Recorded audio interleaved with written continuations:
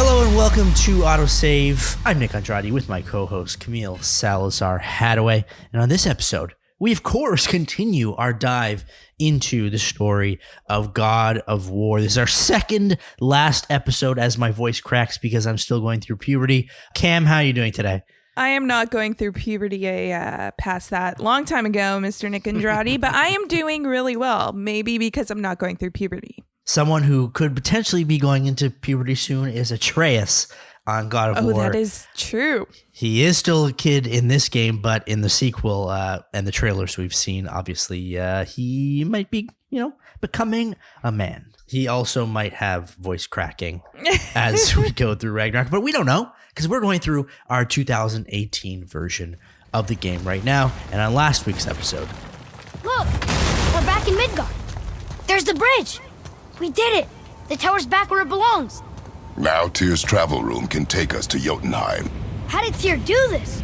Odin suspected the giants secretly possessed some remnant of primordial Jotnar creative essence, the stuff all realms were made of. The Unity Stone must have been fashioned from that essence.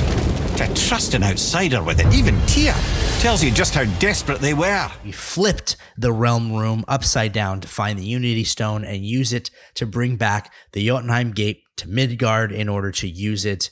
However, of course, we need another something, which is Mimir's Eye, in order to do this. So it seems like we've been trying to get this Gate of Jotunheim for like 15 years, and there always seems to be something that goes wrong with it. Yeah, it seems like the upside down of the flipping of the gates did not help at all. No. Brock and Sindri also made up I guess they were feuding before. We don't know why, because they're kind of different. Brock is a little more hard-edged and, Sindri's a little softer and a little nicer. But they reunited. Atreus was happy about it. And that leaves us off into this episode, which is the penultimate chapter of the game, chapter 15, Jotunheim in Reach. So that ish is about to go down. Today's question of the day, Cam, is my favorite one so far that I've concocted in my brain. In all the series, not just God of War? All the series, because it's a really funny one, I think. Okay. So each character, what do you think their day jobs would be if they lived in our world today? So I want to get your opinion on it. Let's start with Kratos. What do you think Kratos' day job is if he was living in 2022? Although Kratos is very healthy, I just picture him working at a burger shop, but like a really good burger shop because it's kind of grimy, those places. And he has like a dirty apron and he smokes while he flips the burgers. Wow, that's a good one. And he's like, cheese on your burger, boy. And he flips. I love that one. I'm going to say he might be a certified forklift driver. Oh, wow. It's very specific. Yeah, but you think like he's in a warehouse, he lifts his heavy boxes. Okay. He doesn't talk much, right? So you never really know like where his head's at. So that's why he likes to work in the warehouse so that, not too many people bother him. That's what I'm going to go with. Mimir, what do you think Mimir does? We just put Kratos as the grumpy guy at every workplace. Yeah, Mimir basically works at Mimir's a barista. Ooh. But because he doesn't have any limbs, he's the barista that just talks too much when you're in a rush for traffic and you're just trying to pick up your little drink and go back in the car and then go to work. And Mimir's there just talking your head off and you're like, okay, you're super nice, but we need to stop. I like that one. Yeah. And he always gets your name wrong. On purpose though, right? On purpose, obviously. Yes, Because he knows all, yes. right? He probably tells a lot of stories in the coffee shop all the time. I'm going to say he's an old school tattoo artist. Oh. There's just something about him that like makes that. me think that he would be doing tattoos, but he's been doing it since the 70s. And, he has a lot of knowledge in the tattoo game. I love And that. he works for one of the premium shops in Los Angeles. Ooh, okay. Yes. He's going to Rodea. Yes. Baldur, he's going to Rodea.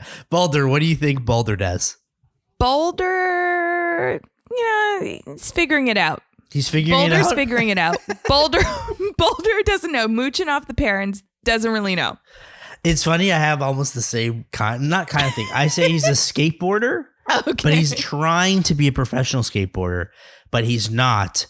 and he just relies on his parents' money all the time. So he says he's a skateboarder as a profession, but he's nowhere good enough to be a professional skateboarder. I feel like he says, like, you know, I'm a skateboarder, but I'm also an entrepreneur and I have a podcast. Boom. I might have just made fun of ourselves. Yes, you did. Well, that's okay. That's okay. Because we know what we're bringing to the world, unlike Baldur. Freya, yes. What do you think Freya does? Oh, Freya is a holistic food, like dietitian or whatever. Or maybe like the birthing mothers that like try to have soon-to-be mothers go on. Like, the midwives. A holistic, midwives, but like holistic. There you go. Like you're going to have like a water birth, you know? That is Freya. Okay, that's good. I like that. But she gets really aggressive and frustrated with the baby once it's born because the baby doesn't like, she'll be there to help out, but she gets really upset. I was almost, again, we're similar paths here. I was going to go with the naturopath, right? Just knows her way around nature and you know, how to heal people within nature. I think that makes the most sense.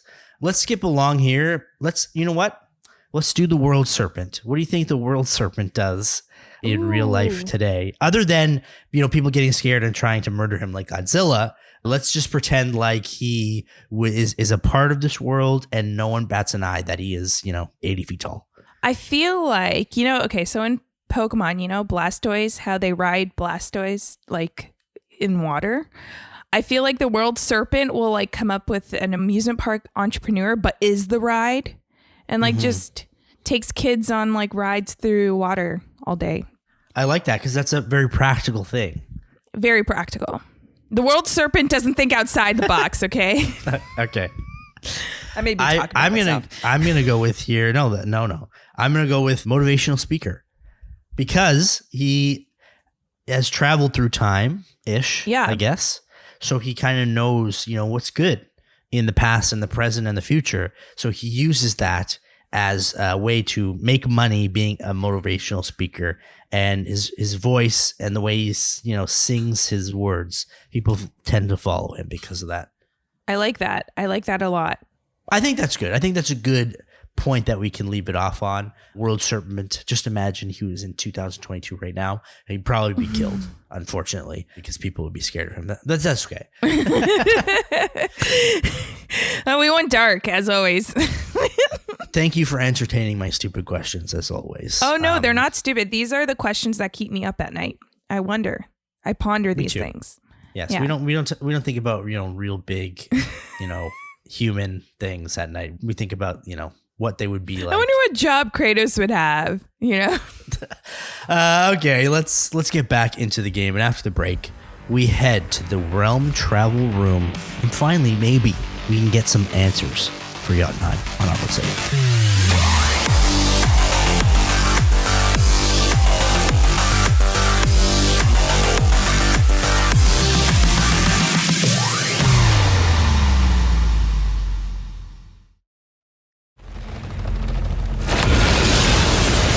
Wait a minute. This isn't going to work. What? There's no travel crystal. Tyr must have used his own eyes to refract the energy. It was his final failsafe. You've got eyes like him, Mimir. I've got an eye. One! Odin plucked out my other eye precisely to keep me from travelling. Sorry, lads. Thought that would work. What did Odin do with your other eye? He'd have kept it. Any of 100 places, I'm afraid. We've come so far. There has to be a way. Look, bit of a long shot. For years, I'd see Sindri, sometimes Brock, lurking around in that mountain when Odin came for his visits. Maybe they know something. Brock and Sindri. So, of course, it doesn't work. Cam, once again, there is a layer of problem that we can't solve, and that's the reason why we can't go to Jotunheim again. I am so sick of not being able to get there. They keep giving us excuses. I'm sick of Odin, all right? What is Odin doing with Mimir's eye? What did he do with Mimir's eye? Does Odin eat eyes? I don't know, but I'm sick of all the disgusting things Odin has done, and we're just being revealed to it like chapter after chapter.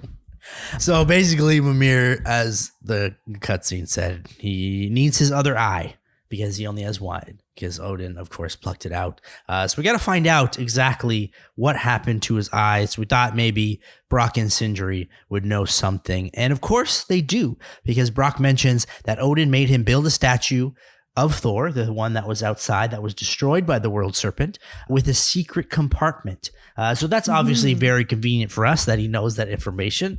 Maybe it's Ex Machina, I'm not really sure. But the only problem is the world serpent, of course, ate it, and we have to find out why. So that means we go and talk to the serpent himself, who is not Blastoise in the real world. I thought we would have had to actually watch him pass it, but I don't think that happens. Once we get to the horn, we blow it, and we hear what the world serpent has to say.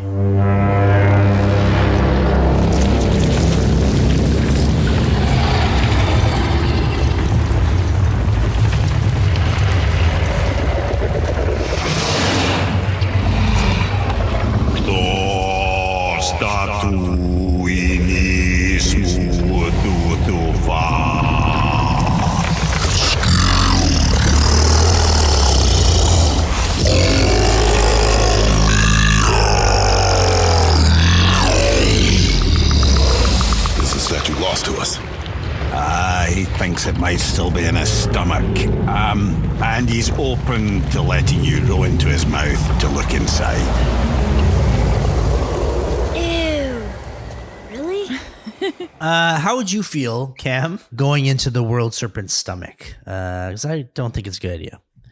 Well, I thought, like I said, we would have had to watch the world serpent, pass it through the other end. But I think this is grosser than that.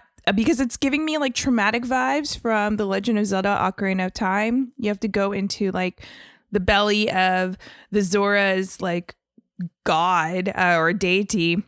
And it's disgusting in there.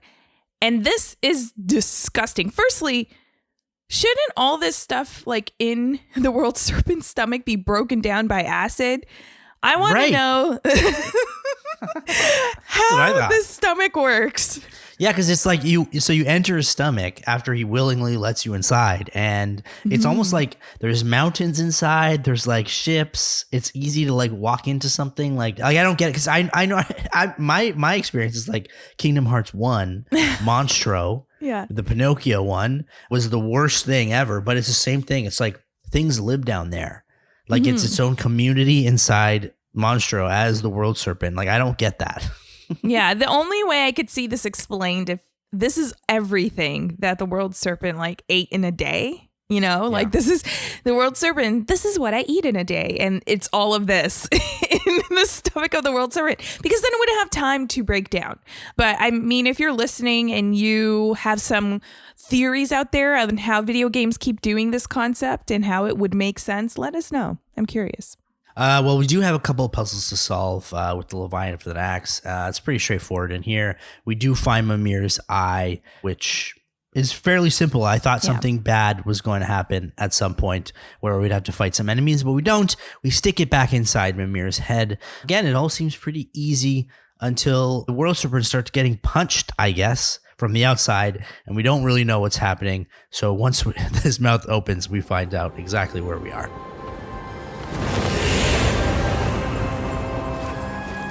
Freya, we can still trust her, right?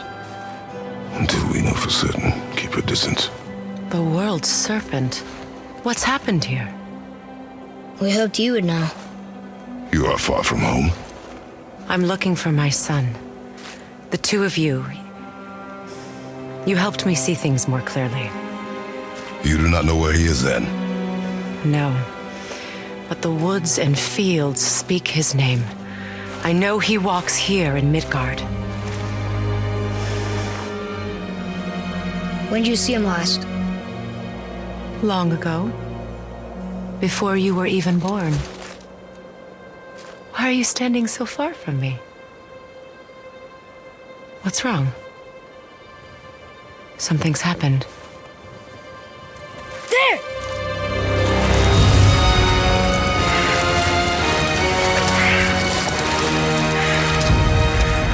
I had a feeling that hurting the big snake would bring the two of you out in the open.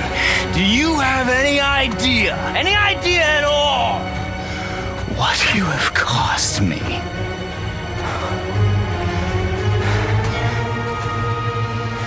My boy. So Baldur is the reason why the world serpent was punched. And we end up near Thalmor's dead body. That's where we are now all of a sudden. Freya comes looking, and Cam, are you surprised? Like, all of this, like, we knew Baldur was after us. Why is she playing so, like, dumb as to why we're not trusting her? That's what I'm saying. This whole time, I was just like, no. Like, what are you doing? Trying to fool us when it's obvious that we know what's going on with her and her son. I don't understand why she thinks we don't know what's going on with her and her son and who her son really is. And she's just like, why are you walking away? What's so bad about my son trying to kill you? And the same thing too is like, I don't know. You would think at some point, like, Freya would suspect that we would find out. I don't know. It's just such a weird thing, especially with Kratos. It's so like, weird. Everything that he has, not trusted her with, she's doing the exact same thing, but then calls him out on the exact same thing, looking for her son, and her son is looking for them. Like, come on, Freya.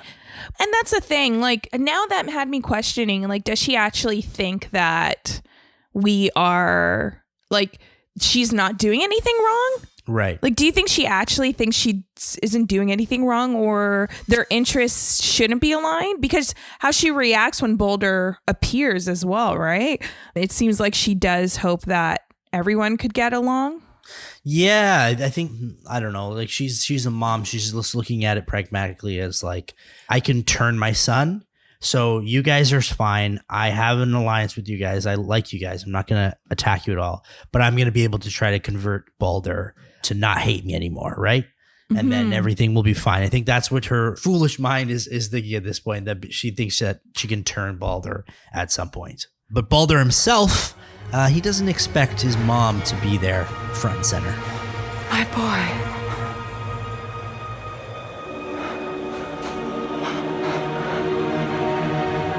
Mother.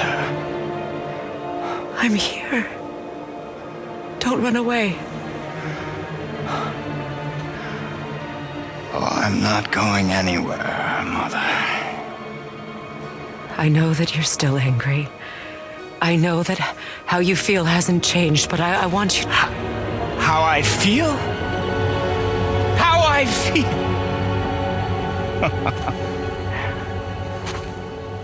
I've spent the last 100 years dreaming of this moment. I rehearsed everything I ever wanted to say to you, every word, to make you understand exactly what you stole from me. But now, I realize I don't need you to understand anything. I don't need you at all. No, back off, Kratos. This has nothing to do... This path you walk, vengeance, you will find no peace. I know. You... I'll deal with you later. But family first. So, some words of wisdom from Kratos here. Clearly, we know that everything he's been through in Greece, I would guess you would say, he knows, and he doesn't want Baldur to make that same mistake. But huge kudos to him to, instead of just attacking directly, he tries to talk to Baldur and reason with him. Yeah, I know. And the thing is, firstly, my first thought is like, I kind of want to see this Baldur like spin-off game, like right? What an interesting experience that he's been through, wanting to like die but not being able to. But then as well as like that very much mirrors the journey that Kratos has been on, with that feeling of wanting revenge, waiting for that moment to come to, redeem that revenge to feel better. But it really doesn't happen that way, as Kratos knows. It's kind of like Baldur is going through the story and Kratos has already finished that realization that nothing good will come out of it. So I do like this exchange between Freya and Boulder and Kratos. But the thing is, like, what gets me upset is Freya again. Like, this has nothing to do with you, Kratos. It has everything to do with Kratos. Yeah, He's exactly. trying to kill us. He's trying to kill us. Yeah, I don't understand this whole aspect of it because, you know, Freya, come on. You should know by now what's going on. And look at, I don't know, Baldur is just like hellbent on this whole situation. So it's like, come on. It's also been 100 years. That would be a good spin-off game, by the way. Yeah. You can find out what Baldur was doing in those 100 years, that he was immortal. I don't think he necessarily wants to die. He just wants to be able to feel again, right? Because I think with gods, they still feel almost a sense of immortality already because they have so much power. You disagree? Yeah, I feel like he wants to die. I think he wants to die. I think he's exhausted.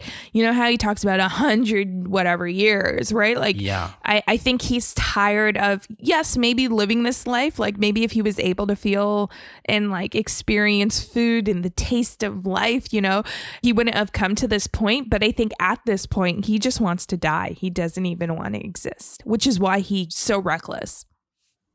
Well, that leads us into our boss fight with Baldur. It's been building up since the beginning of the game, and we finally get our chance to fight him. Freya, however, is using her magic to try and stop Kratos while we're in this boss fight, so it's a little annoying. But that gives Baldur an opening to attack, and he actually tries to punch Atreus. You might want to turn away, boy.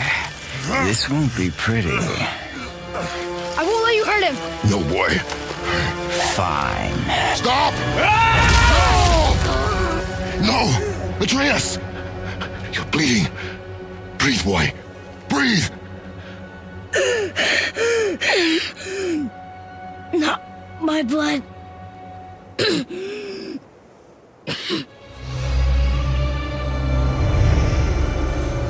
What is that?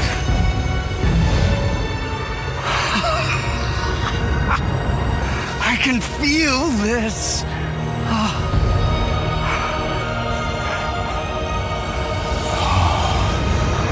I can feel everything.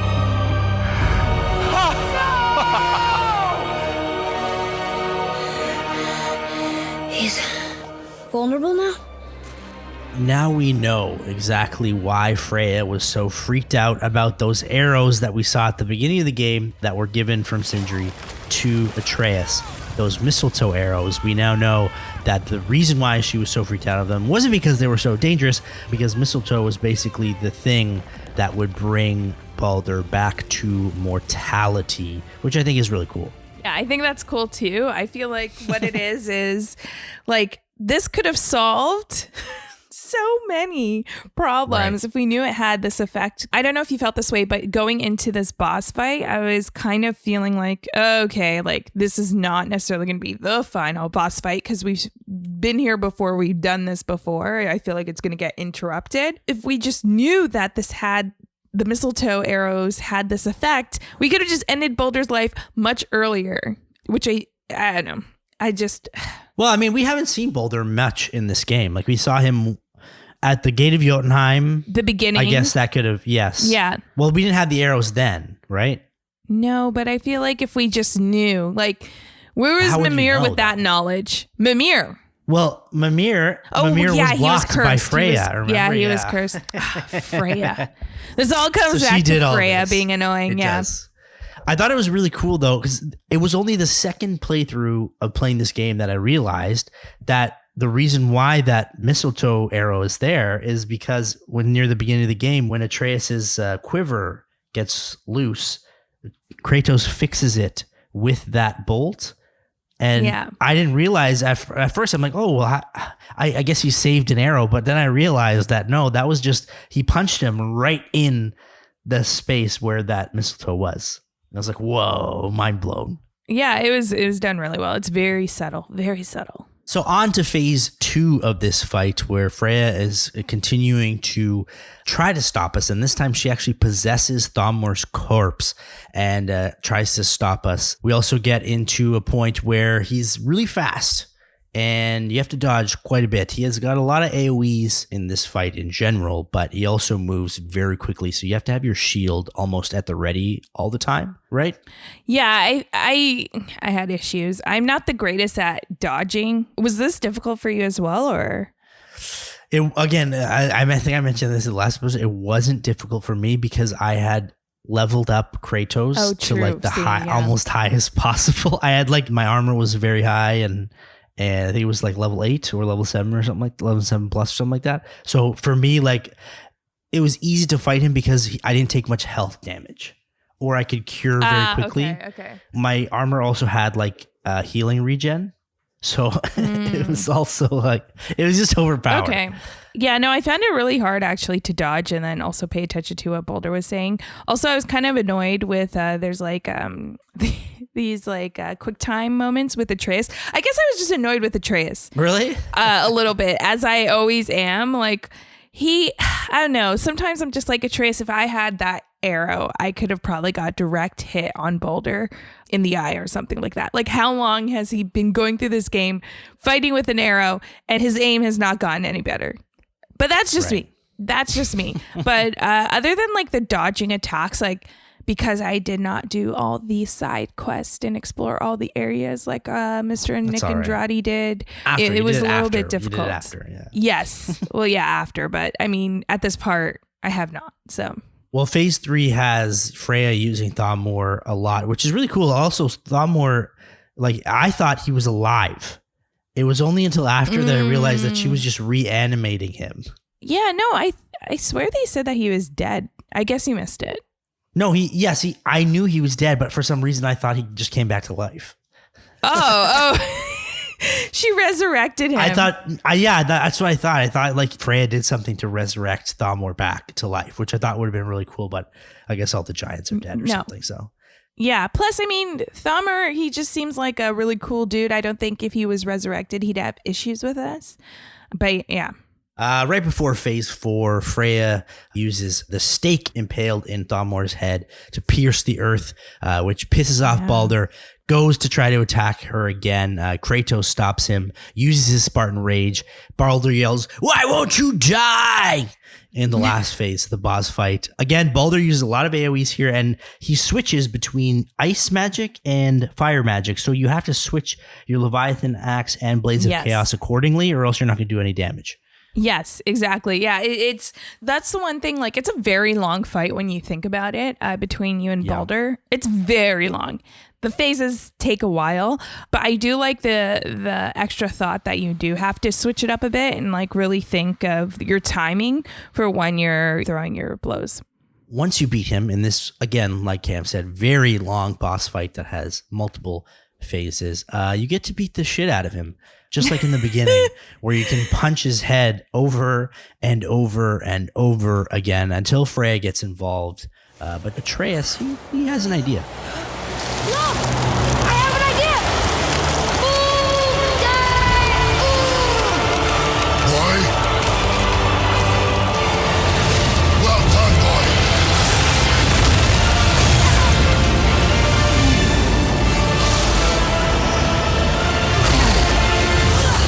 So I don't know if you saw this, but I only noticed this again in my second playthrough, which is when Atreus calls the world serpent, his eyes flicker gold like Mimir / like the giants.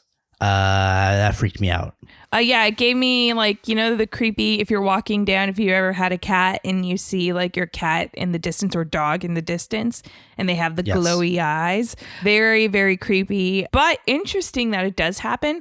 Also, like I want to learn more about this power Atreus has to talk in like Slytherin. All these languages, right? And Slytherin, yeah. He's a parcel mouth. yeah. So like it's interesting because it's so different than Thor and what Thor has as his power that it just makes me question, where is he getting this power from? Well, hopefully we'll find out. The world serpent stops Thamur dead in his tracks, and that gives us an opening to kill Baldur. Come on! Do it! Do it! Stop. Please. He's beaten, Father. Not a threat. You will not come for us again. You will not touch her. I don't need your protection. So this for me is the best moment of the game, in my opinion, because this is where Really? Atreus, we saw this before with Modi, where Kratos said, don't do anything here. He is defeated. He is done. Like, you're not going to, we're not going to kill him or whatever. And then obviously Atreus with his rage kills him. And then now the rules are reversed and Atreus says the same thing. And again, this, models how Kratos is a changed person, but it was just such a cool montage to exactly what happened earlier. And then Atreus is now understanding what it is like to be a god. Yeah, it's such an interesting moment because we like to think that Kratos has done all the growing or like knows all, especially because he's the father figure in his past and, the growth that he has shown so far. Right. But then this made me beg the question, has Kratos really grown? But then on the flip side, maybe he has, and he knows when he has to use use extreme measures to stop a threat. Yes. Because even though with what Atreus was saying, I don't think Baldur was beaten in that sense. Like if Kratos was to leave Baldur, he would have just come back. He would have still, I think he is so blinded by rage that there is nothing that you could do to stop him. Like he's literally choking out his mom. And it seems like she's just accepting that fate as well. So where I said maybe Baldur's just ready to die, like maybe Freya's ready to die as well for what she has done to her son. Well, it's a good point because it gives Baldur an opening to maybe deal with his mom. What I do or say, he won't stop interfering in my life. I was just trying to protect you.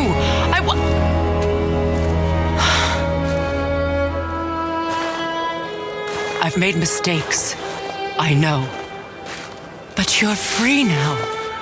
You have what you want. Try to find forgiveness. We can build something new.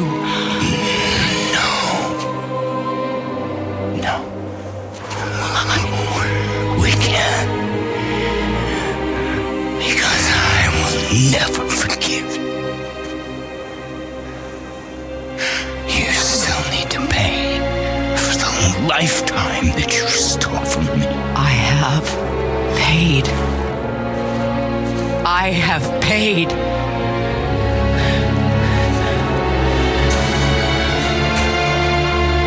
But if that alone will make you whole,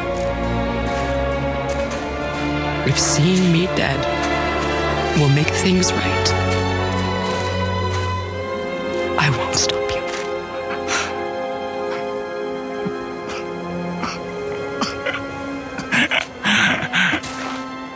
I know. Baldur is almost like a whiny baby. It's like, stopping you fearing you my life, Mom. He just keeps on coming back, Mom. Which is so weird, given the fact that he is just distant from his mom, but he just shows this brattiness that is very much immature. Yeah. And at the end of the day, maybe that's what Freya sees. He's still a boy in her eyes, right? So you could kind of empathize for what she's going through. She's willing to give up her life. Do you think that's fair? I don't think it is. Yes. It's only 100 years. I don't care.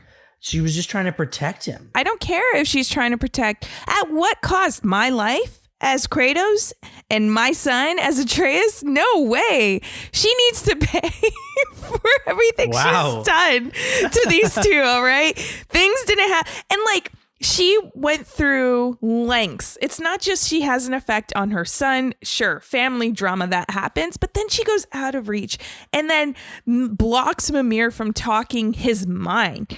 Mimir doesn't have any freedom of speech because of Freya for like the most part of this game.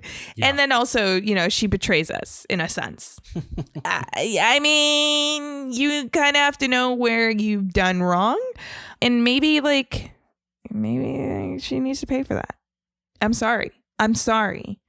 Well, I don't think Kratos agrees with you because he interferes in this moment. Why do you even care? You could have walked away. The cycle ends here. Must be better than this.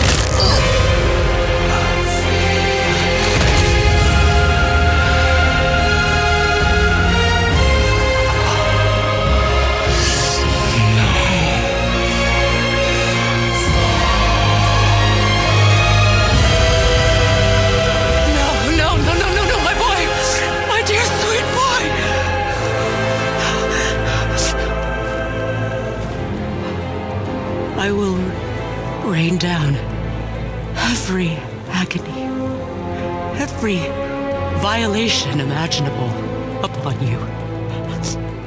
I will parade your cold body from every corner of every realm and feed your soul to the vilest filth in hell. That is my promise. He saved your life. He robbed me of everything.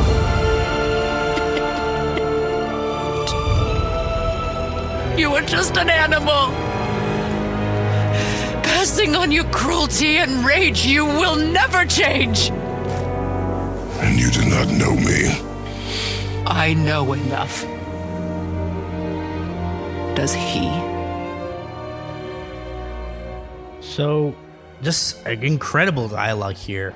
Kratos kills Baldur, says the cycle must end, which I think is a really important point here. I think he's seeing a lot of Baldur in himself. Yeah. In terms of he doesn't want this to continue, where Baldur most likely will, I think, in my opinion, continue to go after Kratos and Atreus, because if Odin says, Odin's got to get what he wants.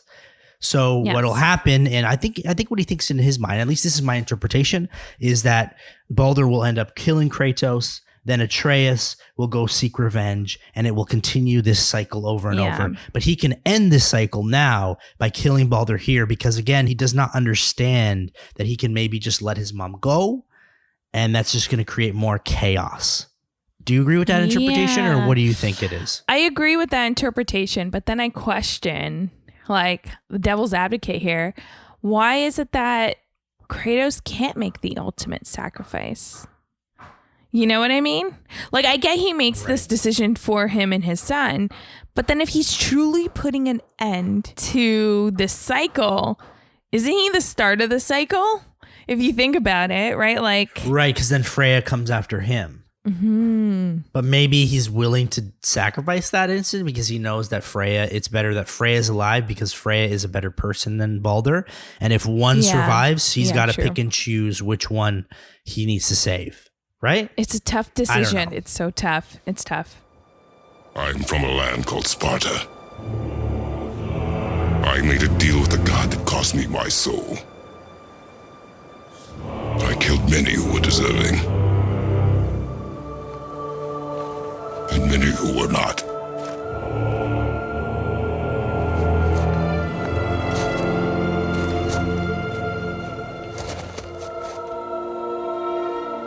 I killed my father.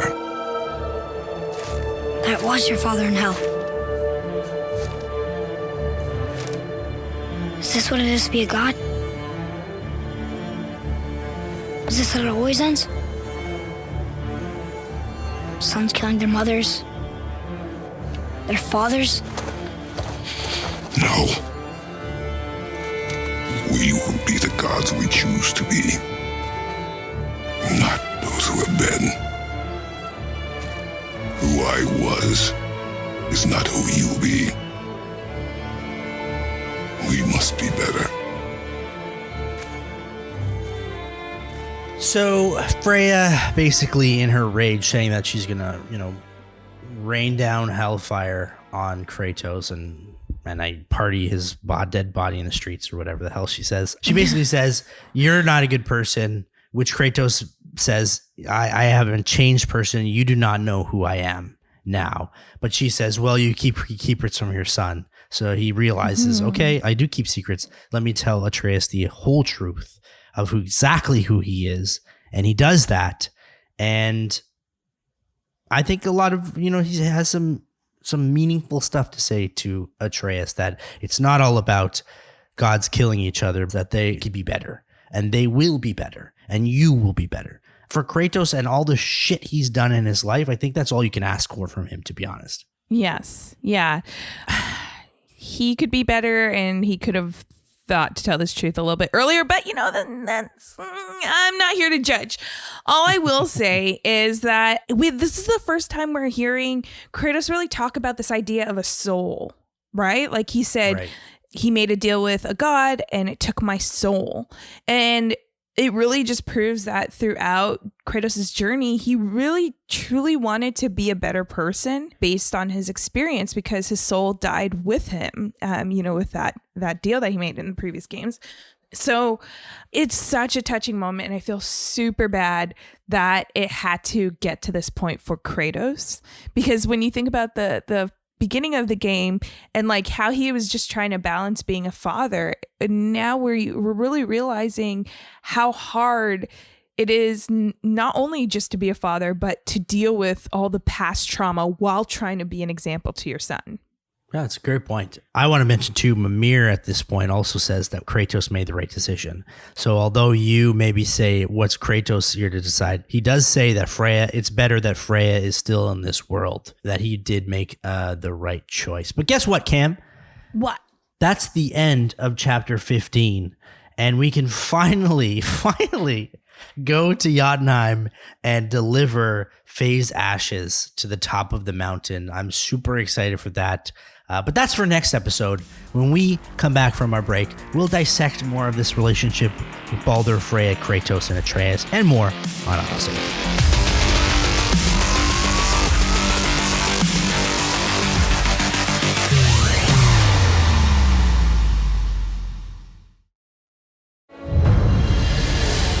I don't understand.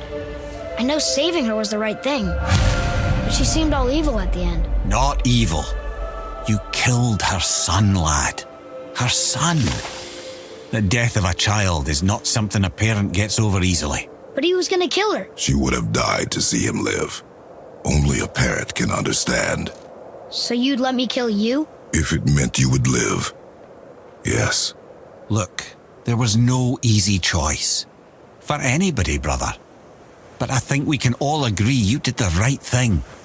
The world's a better place with Freya in it. Just give her time, lads. She'll come around. A tough choice indeed. I wanted to mention here, though, Kratos does say that in the right moment, he would let Atreus kill him if it meant that Atreus could live, which is almost the exact same thing of what Freya wanted. Yeah. So is that hypocritical? Or is that in the case of Atreus is a better person than Baldur? I think it's both. Like, I think Atreus has that innocence of a child. He's still learning.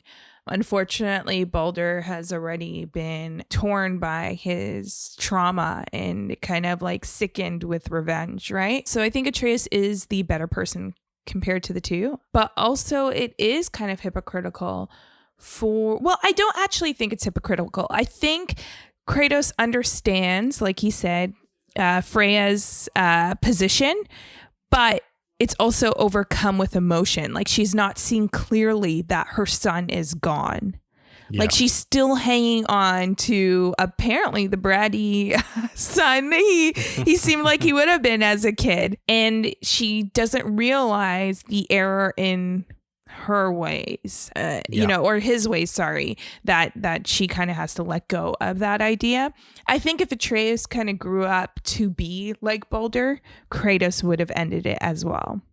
I think it's funny too how Freya keeps saying that she's gonna like kill Kratos, but like, why didn't you kill Kratos right at the end there? Instead, she's like staring at them angrily while she carries away Baldur's dead body. She's overcome by grief, and that's the thing too. Mimir, like I do like how Mimir kind of explains, from the eye of a child, Atreus just sees it as Freya like turning evil. But she's overcome with grief, and Mimir really explains that well because of the impact that death has on her life. And I think, for what Kratos has learned on his journey and how he's not so quick to kill, besides all the Hellwalkers, he realizes that every death affects another's life. And that is the chain that he's trying to break. That is the cycle. Ooh, you're what welcome. A point there. I dropped wow. some knowledge there. Can we get that on a poster? Damn. Yeah, put it on a poster. a wooden cutout, the quote. There you go. I wanted to mention one last thing, which is we've been talking about if we could trust Freya throughout the entire game. I do think, even though that she claims that she will create revenge on Kratos and will, do whatever she can to destroy him, we see that maybe that she was on our side this whole time. Like, she had a connection with us. And I think it has to do with Atreus. I think she created a bond with Atreus in the beginning of the game, almost like it reminded her of a young Baldur, him of a young Baldur at least, and that they created a connection, and that obviously she doesn't want to go after Kratos now. She does not want to harm Atreus. And I think the whole point of trying to save them was to save Atreus. So I think at the end of the day, we could trust her because I think she did have a bond with Atreus.